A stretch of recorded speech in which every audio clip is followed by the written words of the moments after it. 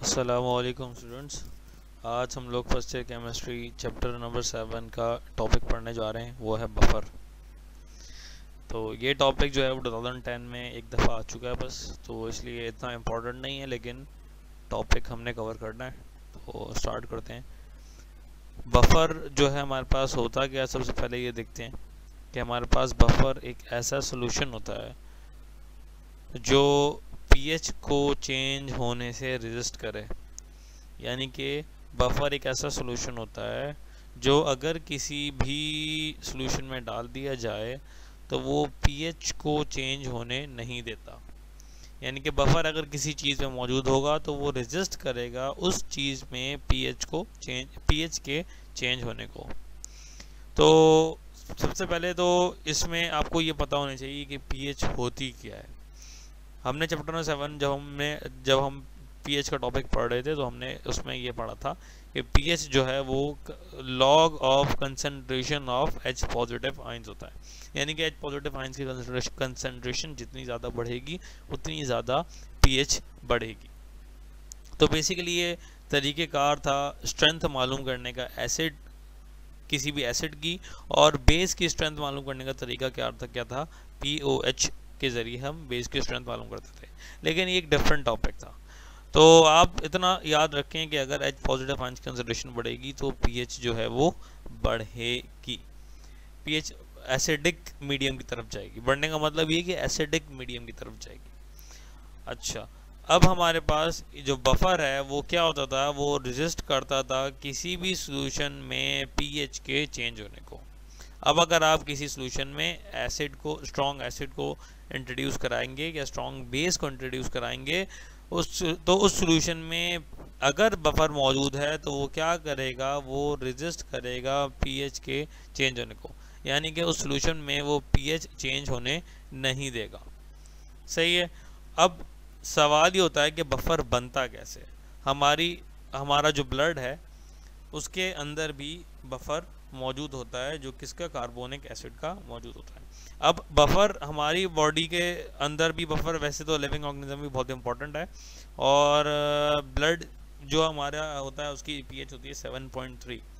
तो इसकी पीएच भी चेंज ना हो तो अल्लाह ताला ने कुदरती तौर पर जो है हमारी बॉडी ब्लड के अंदर जो है वो एक बफर रखा हुआ है कार्बोनिक एसिड का, जो हमारे ब्लड के अंदर, चूँकि जब हम मुख्तलिफ़ ग़िज़ाएँ खाते हैं तो उसकी मुख्तलिफ़ मिनरल जब एडअप होते हैं तो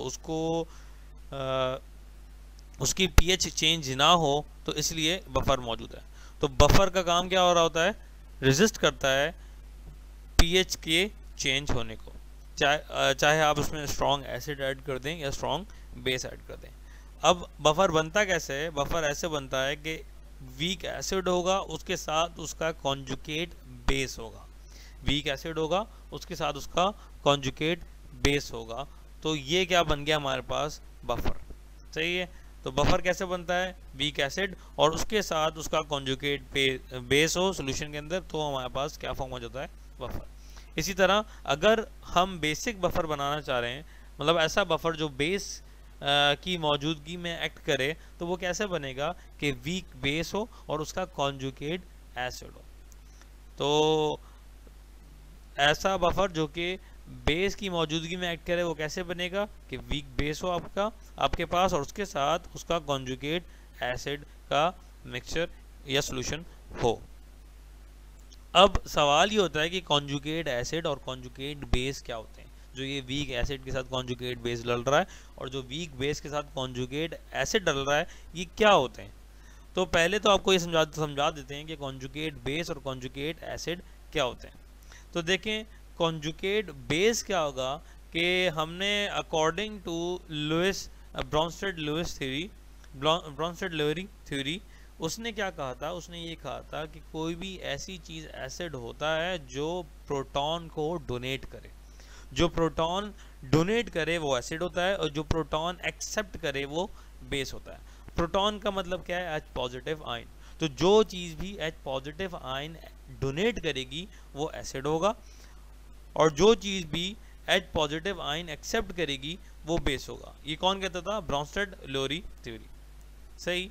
तो हमारे पास कॉन्जुगेट एसिड और कॉन्जुगेट बेस कब कैसे बनता है कि जब हमारे पास एसिड ने प्रोटॉन को डोनेट कर दिया, तो जो पीछे बचा वो क्या है हमारे पास, कॉन्जुगेट बेस। सही है। तो एक तरह आपने हमेशा याद रखना है कि कॉन्जुगेट बेस किससे बनेगा, हमेशा एसिड से बनेगा, और कॉन्जुगेट एसिड किससे बनेगा, हमेशा बेस से बनेगा। सही है। तो कैसे बन रहा है कि जब बेस जो है वो एक्सेप्ट कर ले प्रोटॉन को, तो फिर जो कंपाउंड फॉर्म होता है वो क्या होगा, हमारा कॉन्जुगेट एसिड। सही है। तो इस चीज़ को मैं फिर एक दफ़ा रिपीट कर देता हूँ कि कॉन्जुगेट बेस, पहली बात तो ये है कि किससे बनेगा, वीक हमेशा एसिड से बनेगा। कॉन्जुगेट बेस किससे बनेगा, एसिड से बनेगा। कैसे बनेगा, जब एसिड जो है वो प्रोटॉन को डोनेट कर देता है, तो जो कंपाउंड बचा पीछे वो क्या होगा, हमारा कॉन्जुगेट बेस। सही है। अब कॉन्जुगेट एसिड कैसे बनेगा, कॉन्जुगेट एसिड हमेशा बेस से बनेगा। बेस से कैसे बनेगा, वो बेस से ऐसे बनेगा कि जब कोई बेस प्रोटॉन को एक्सेप्ट कर लेता है, जब कोई बेस प्रोटॉन को एक्सेप्ट कर लेता है, तो जो कंपाउंड फॉर्म होता है वो कॉन्जुगेट एसिड फॉर्म होता है। सही। तो ये चीज़ें यहाँ एक दफ़ा लिखी हुई हैं ताकि आपको कंफ्यूजन ना हो। तो एक दफ़ा मैं फिर रिपीट कर देता हूँ कि ब्रॉन्सन-लेवेरी थ्योरी क्या कहती थी कि एसिड क्या है, जो प्रोटॉन डोनर होगा, और बेस क्या है, जो प्रोटॉन एक्सेप्टर होगा। सही है। तो ये इसकी एग्जाम्पल लिखी हुई है कि हमारे पास ये एसिड है जब, और उसके साथ H जो है वो अटैच होता है नॉर्मली, तभी वो प्रोटॉन डोनेट करता है उससे। तो आप ये देखें कि जब एसिड और बेस का रिएक्शन हो रहा है, तो अब मैं आपको बता रहा हूँ कि कॉन्जुगेट बेस और कॉन्जुगेट एसिड कैसे बन रहे हैं। सही है। तो जब एसिड और बेस का रिएक्शन हो रहा है, तो एसिड में मौजूद H जो था उसका बॉन्ड ब्रेक डाउन होगा, तो बॉन्ड यहाँ से ब्रेक डाउन हो गया, तो बॉन्ड यहाँ से ब्रेक डाउन हो गया। जब बॉन्ड यहाँ से ब्रेक डाउन हुआ, तो इस H के जो इलेक्ट्रॉन थे वो किसने ले लिए, एसिड ने ले लिए। इसकी वजह से उस पर क्या चार्ज आ गया, माइनस का। और जब H का जो इलेक्ट्रॉन है वो एसिड ने ले लिया अपने पास, तो क्या हुआ, इसके पास हमें पता है हाइड्रोजन के पास होता ही एक इलेक्ट्रॉन है, और वो कोवलेंटली बॉन्डेड होता है किसी से। सही है। तो जब वो उसका बॉन्ड ब्रेक हुआ और एसिड ने क्या किया कि उससे उसका इलेक्ट्रॉन भी ले लिया, तो उस पर कौन सा चार्ज आ जाएगा, पॉजिटिव। तो अब हाइड्रोजन के पास चूंकि एक ही इलेक्ट्रॉन होता है, जब वो इलेक्ट्रॉन भी हाइड्रोजन के पास चला जाएगा, तो इसके पास कोई इलेक्ट्रॉन नहीं बचेगा। जब इसके पास कोई इलेक्ट्रॉन नहीं बचेगा तो क्या, तो इसके पास न्यूक्लियस में प्रोटॉन तो होंगे ना, तभी हम इसको ये कहते हैं कि ये प्रोटॉन बन गया। H पॉजिटिव आयन को हम क्या कहते हैं, प्रोटॉन। तो एसिड क्या करेगा कि वो इसका इलेक्ट्रॉन भी ले लेगा, जिसकी वजह से इस पर माइनस चार्ज आ जाएगा। जब इस पर माइनस चार्ज आ गया, तो ये क्या बन गया हमारे पास, कॉन्जुगेट बेस। सही है। अब इसने प्रोटॉन को डोनेट कर दिया। सही है। किसको डोनेट करेगा, बेस को। बेस ने प्रोटॉन क्या किया, एक्सेप्ट कर लिया। तो जब बेस ने प्रोटॉन यानी कि H पॉजिटिव आयन एक्सेप्ट कर लिया, तो ये क्या बन गया, हमारा कॉन्जुगेट एसिड। सही है। तो कॉन्जुगेट बेस क्या था हमारे पास, वो लेफ्ट ओवर था। जब प्रोटॉन डोनेट कर दिया जाएगा एसिड से, तो जो लेफ्ट ओवर बचेगा वो क्या होगा, कॉन्जुगेट बेस। तभी देखें इस पर नेगेटिव चार्ज है, क्योंकि एसिड ने इसका इलेक्ट्रॉन ले लिया था, तो उस पर क्या आ गया, नेगेटिव चार्ज। तो ये कॉन्जुगेट बेस बन गया। सही है। और इसी तरह जब बेस जो है वो प्रोटॉन एक्सेप्ट कर लेगा, सही है, तो जब बेस ने प्रोटॉन एक्सेप्ट कर लिया, तो जो चीज़ बनी, जो कंपाउंड बना, वो क्या है हमारे पास, कॉन्जुगेट एसिड। सही। तो इसकी इन्होंने एग्जाम्पल भी नीचे लिखी हुई है हमने। वो क्या है कि ये कोई बेस है, कोई भी बेस हो सकता है जिसमें OH अटैच है। सही है। और ये हमारे पास एक एसिड है NH4 पॉजिटिव। अब हो क्या रहा है कि जब इसका बॉन्ड यहाँ से ब्रेक डाउन होगा और ये अपना इलेक्ट्रॉन लेकर, सही है, ये अपना इलेक्ट्रॉन लेकर इसके पास अटैच आ जाएगा। तो एसिड ने जब प्रोटॉन को डोनेट कर दिया, तो ये क्या डोनेट कर दिया, तो हमारे पास ये क्या बन गया, हमारे पास कॉन्जुगेट एसिड। और आपके पास जिसने प्रोटॉन एक्सेप्ट किया वो क्या बन गया, हमारे पास कॉन्जुगेट बेस। तो हमारे पास क्या था कि इसने प्रोटॉन जो है वो एक्सेप्ट किया है, इस वजह से क्या बन गया, कॉन्जुगेट एसिड। और इसने चूंकि प्रोटॉन डोनेट किया था तो इस वजह से क्या बन गया, कॉन्जुगेट बेस। सही है। तो जो प्रोटॉन डोनेट करेगा वो कॉन्जुगेट बेस बन जाएगा, और जो प्रोटॉन एक्सेप्ट करेगा वो कॉन्जुगेट एसिड बन जाएगा।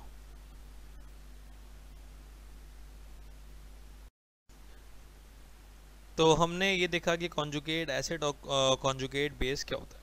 तो बफर क्या था कि जब वीक एसिड अपने कोई कॉन्जुगेट बेस के साथ होगा तो वो जो सोल्यूशन बनेगा वो बफर सोल्यूशन होगा, और इसी तरह जब वीक बेस अपने कॉन्जुगेट एसिड के साथ होगा तो वो जो सोल्यूशन बनेगा वो क्या बनेगा, बफर। सही है। ये दोनों सोल्यूशन जो हैं वो रेजिस्ट करेंगे चेंज इन पीएच को। अब ये वाला जो बफर है हमारा वो इस्तेमाल किस में होगा, एसिड के लिए, और ये वाला बफर हमारा इस्तेमाल किसके लिए होगा, बेस के लिए। अब देखते हैं हमारे पास बफर सोल्यूशन में। तो इसकी बफर सोल्यूशन में हमारे पास किस तरह बन रही थी कि वीक एसिड और कॉन्जुगेट बेस के साथ। सही है, वीक एसिड और उसके कॉन्जुगेट बेस के साथ। इसी तरह हमारे पास दूसरा बफर सोल्यूशन कैसे बन रहा था, वीक बेस और उसके कॉन्जुगेट एसिड के साथ। ये उन्होंने एग्जांपल लिखी हुई है कि एसिटिक एसिड और उसके साथ उसका कॉन्जुगेट बेस क्या है, सोडियम एसीटेट। देखें इसमें से जो H पॉजिटिव आयन था वो डोनेट कर दिया गया, तो तभी हमारा जब प्रोटॉन डोनेट हो गया तो ये जो, और दूसरा जो आयन था उसने एक्सेप्ट कर लिया, तो ये जो बना वो क्या बन गया, कॉन्जुगेट बेस। अब इसी तरह हमारे पास वीक बेस और ये उसका कॉन्जुगेट एसिड है। सही है। तो अब हमारे पास क्या है, अब इसका हम वर्किंग प्रिंसिपल देखते हैं कि ये काम किस तरह करता है। काम इस तरह करता है कि हमारे पास फॉर एग्जांपल हम पहले वाले सॉल्यूशन के लिए बात करते हैं, तो ये जिसमें हमारे पास एसिटिक एसिड और सोडियम एसीटेट का सॉल्यूशन था, वो हमारे पास एज अ बफर एक्ट कर रहा है। तो कैसे किस तरह काम करता है कि सबसे पहले आप देखें कि आपके सॉल्यूशन में क्या मौजूद होगा, सोडियम एसिटिक एसिड और सोडियम एसीटेट। तो एसिटिक एसिड जो है वो हमने चैप्टर नंबर 6 में हमने पढ़ा था कि ये अपने आयंस में किस तरह डिसोसिएट होगा, कि ये अपने आयंस में इस तरह डिसोसिएट होगा, एसीटेट आयंस में, और H पॉजिटिव आयन अलग हो जाएगा। तो CH3COO नेगेटिव अलग हो गया और H पॉजिटिव आयन अलग हो गया। और आपके पास चूंकि हमारे सोल्यूशन में ये भी मौजूद है तो ये भी डिसोसिएट होगा, सोडियम एसीटेट किस तरह डिसोसिएट होगा, CH3CO नेगेटिव यानी कि एसीटेट आयन में, और इसके अलावा सोडियम आयन में भी डिसोसिएट हो जाएगा। अब नॉर्मली क्या हो रहा होगा खुद सोल्यूशन के अंदर कि आपके पास जब दोनों आयन जो है डिसोसिएट हो गए हमारे पास अपने सोल्यूशन के अंदर, तो चूंकि एक तरह से एक कॉमन आयन इफेक्ट भी दे रहा है। कैसे दे रहा है आपके पास कि जब इन दोनों सोल्यूशन के अंदर कौन से आयन कॉमन है, ये आयन कॉमन है, तो जब ये डिसोसिएट होकर H पॉजिटिव आयन की कंसंट्रेशन बढ़ाना शुरू कर दी है इसने सोल्यूशन के अंदर, तो उसका मतलब क्या है कि ये एसिड जो है वो अपना काम कर रहा है और सोल्यूशन के अंदर pH बढ़ना शुरू हो रही है। लेकिन आपने चूंकि ये भी ऐड किया हुआ है तो ये भी डिसोसिएट हो गया किस आयन में, सोडियम एसीटेट और सोडियम के आयन में। तो चूंकि ये भी मौजूद होगा, जब ये मौजूद होने की वजह से इसकी कंसंट्रेशन भी बढ़ेगी, और इस रिएक्शन को अगर हम इस इक्वेशन को देखें तो ये मौजूद होने के से इसकी कंसंट्रेशन बढ़ेगी। इसकी कंसंट्रेशन बढ़ने का मतलब ये है कि इसकी कंसंट्रेशन एसीटेट आयन की कंसंट्रेशन बढ़ गई है। जब एसीटेट आयन की कंसंट्रेशन बढ़ गई हमारे पास, तो इसमें भी तो एसीटेट आयन मौजूद है, तो इसमें जो एसीटेट आयन मौजूद है जब इसकी कंसंट्रेशन बढ़ रही है, तो हमने पढ़ा था चैप्टर नंबर 6 में, लॉ ऑफ इक्विलिब्रियम कहता है कि जब किसी रिएक्शन पर जो कि इक्विलिब्रियम स्टेट में है उस पर स्ट्रेस अप्लाई होगा तो वो उस स्ट्रेस को अंडू करने की कोशिश करेगा। तो जब इस आयन की कंसंट्रेशन बढ़ेगी तो आपके पास क्या मतलब है कि इधर की कंसंट्रेशन बढ़ रही है, साइन की कंसंट्रेशन बढ़ रही है, साइन की कंसंट्रेशन बढ़ने की वजह से इक्विलिब्रियम लेफ्ट की तरफ शिफ्ट होगा। सही है, इक्विलिब्रियम लेफ्ट की तरफ शिफ्ट होने की वजह से क्या है कि ये अनडिसोसिएटेड फॉर्म में बनना शुरू हो जाएगा। अनडिसोसिएटेड फॉर्म में कैसे बनेगा कि जो H पॉजिटिव आयन सोल्यूशन में मौजूद है उनसे रिएक्शन करेगा और ये अनडिसोसिएटेड फॉर्म में बनना शुरू हो जाएगा। तो देखें आप सोल्यूशन के अंदर आपके H पॉजिटिव आयन की कंसंट्रेशन वापसी कम होना शुरू हो गई। सही है, कब जब आपने इसको इनिशियल स्टेज में आपने इसको सोल्यूशन के अंदर डाला था तो सोल्यूशन के अंदर आने के से ही डिसॉल्व होकर H पॉजिटिव आयन की कंसंट्रेशन बढ़ना शुरू हो गई थी। H पॉजिटिव आयन की कंसंट्रेशन बढ़ने के से pH जो है वो बढ़ना शुरू हो गई थी, एसिडिक मीडियम की तरफ जाना शुरू हो गई थी, लेकिन आपके सोल्यूशन में सोडियम एसीटेट मौजूद था। तो सोडियम एसिड मौजूद होने से ये एसिटेट आयन की कंसंट्रेशन बढ़ी, एसिटेट आयन की कंसंट्रेशन बढ़ने की वजह से इक्विलिब्रियम लेफ्ट की तरफ शिफ्ट होगा। सही है, लेफ्ट की तरफ शिफ्ट होने की वजह से इधर भी इसकी कंसंट्रेशन बढ़ी है, तो लेफ्ट की तरफ शिफ्ट होने की वजह से जो ये एसिटेट आयन है वो वापसी H पॉजिटिव आयन के साथ मिलकर क्या बना देगा, अनडिसोसिएटेड एसिटिक एसिड। सही है, तो जब अनडिसोसिएटेड एसिटिक एसिड बनना शुरू हुआ तो उसका मतलब क्या हुआ कि H पॉजिटिव आयन की कंसंट्रेशन वापसी कम होना शुरू हो गई। सही है, कम होना शुरू हो गई, इसका मतलब क्या है कि इक्विलिब्रियम जो pH जो है वापसी नॉर्मलाइज होना शुरू हो जाएगी। तो ये तो कंडीशन थी किसकी, जब आपने कोई एसिड नहीं डाला और कोई बेस नहीं डाला। तो जो बफर सोल्यूशन है वो इस तरह खुद से pH मेंटेन कर रहा होता है। लेकिन अगर आपने एसिड डाला, सही है, अगर आपने एसिड इंट्रोड्यूस कराया अपने सोल्यूशन के अंदर, तो उसका मतलब क्या है, H पॉजिटिव आयन की कंसंट्रेशन बढ़ेगी। जब H पॉजिटिव आयन की कंसंट्रेशन बढ़ेगी, सही है, तो H पॉजिटिव आयन की कंसंट्रेशन बढ़ने की वजह से, चूँकि हमें पता है कि लॉ ऑफ इक्विलिब्रियम क्या कहता है कि इधर जब अगर कंसंट्रेशन बढ़ेगी तो इक्विलिब्रियम इस तरफ शिफ्ट हो जाएगा। जब इसकी कंसंट्रेशन बढ़ेगी तो ये वापसी इससे कंबाइन होकर अनडिसोसिएटेड एसिटिक एसिड बनाना शुरू कर देगा। सही है, तो इसकी कंसंट्रेशन वापसी बढ़ना शुरू हो जाएगी। जब इसकी कंसंट्रेशन बढ़ेगी तो उसका मतलब क्या है कि ये इसके साथ मिल रहे हैं, तो ये H पॉजिटिव आयन खुद ब खुद क्या हो रहे होंगे, फिर कम हो रहे होंगे। जब ये कम हो रहे हैं तो वापसी pH जो है वो अपने आप जो है वो नॉर्मलाइज हो गई, यानी कि उसी कंडीशन में आ गई जिस कंडीशन में ये पहले थी। सही है, और अगर आप एसिड बेस ऐड करते हैं, सही है, और अगर आप अपने सोल्यूशन में क्या ऐड करते हैं, बेस ऐड करते हैं, तो क्या होगा, हमारे पास बेस ऐड होने की वजह से OH नेगेटिव आयंस की कंसंट्रेशन आपके सोल्यूशन में बढ़ना शुरू होगी। सही है, तो जो OH नेगेटिव आयन की कंसंट्रेशन बढ़ना शुरू होगी तो OH जो है वो इस अनडिसोसिएटेड CH3COOH यानी कि एसिटिक एसिड से रिएक्शन करके वो क्या बना लेगा, हमारे पास जो है वो वाटर बनाना शुरू कर देगा और CH3COO नेगेटिव बनाना शुरू कर देगा। सही है, तो ये जब वाटर बनना शुरू हो गया तो वाटर तो ऑलरेडी उसकी कोई अपनी जो है वो जो उसकी pH होती है वो न्यूट्रल होती है। सही है, और इस तरह आपके पास CH3COO नेगेटिव बनना शुरू हो जाएगा। सही है, अब वाटर जो है वो वापसी बेसिक मीडियम को न्यूट्रलाइज कर रहा है। सही है, और ये जो CH3COO नेगेटिव आयन बनना शुरू होगा तो वापसी इसकी कंसंट्रेशन बढ़ेगी और ये वापसी अनडिसोसिएटेड एसिटिक एसिड बनाना शुरू कर देगा। तो इस तरह हमारे पास वापसी सोल्यूशन जो है वो न्यूट्रलाइज होकर अपनी असल pH की कंडीशन में आ जाएगा। तो इस तरह pH जो है वो सेम रहेगी। सही है, तो ये हमारे पास वर्किंग थी एक तरह से बफर सॉल्यूशन की, कि बफर सॉल्यूशन काम किस तरह करती है।